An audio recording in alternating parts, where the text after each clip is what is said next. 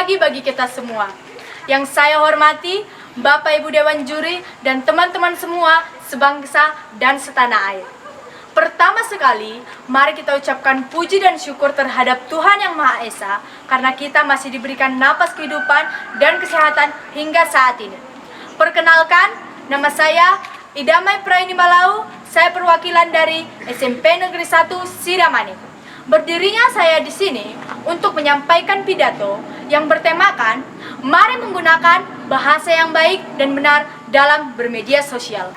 Teman-teman, bahasa adalah sistem lambang bunyi yang arbiter yang digunakan oleh anggota suatu masyarakat untuk bekerja sama, berinteraksi, dan mengidentifikasi diri. Bahasa juga diartikan sebagai perkataan yang baik, tingkah laku yang baik, atau sopan santun. Teman-teman, bahasa merupakan sebagian dari identitas, sebagai alat berkomunikasi dan sebagai alat pemersatu bangsa.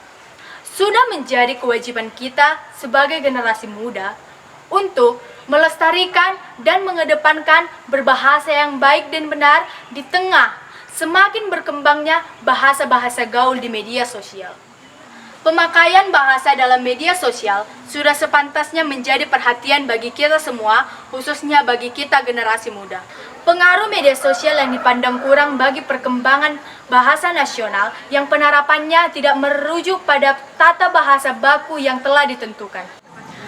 Ketidakpakeman penggunaan bahasa dalam media sosial disebabkan oleh teknologi itu sendiri dan dipengaruhi oleh budaya, bahasa daerah, serta serapan bahasa dari media sosial lain dari bahasa asing yang begitu masif memengaruhi bahasa nasional.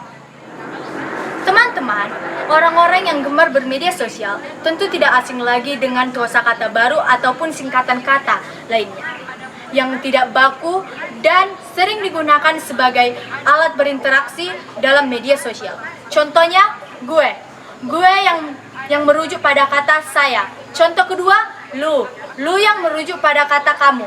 Contoh ketiga, gue OTW nih. Gue OTW ini merujuk pada kata saya sedang dalam perjalanan dan masih banyak lagi contoh lainnya.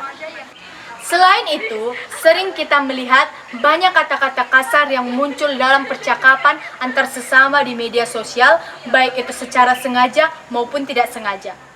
Ada juga kata-kata untuk menjelekkan orang lain dengan bertujuan untuk menjatuhkan nama baik seseorang. Penggunaan kata seperti itu lambat laun akan mengubah cara kita berkomunikasi dan berbahasa dengan orang lain. Bahasa yang ada di sosial media ini akan mengalahkan kedudukan pentingnya berbahasa yang baik dan benar dari bahasa remaja kini yang digunakan dapat mencerminkan bagaimana kecintaan mereka terhadap bahasa nasional yang sangat memprihatinkan.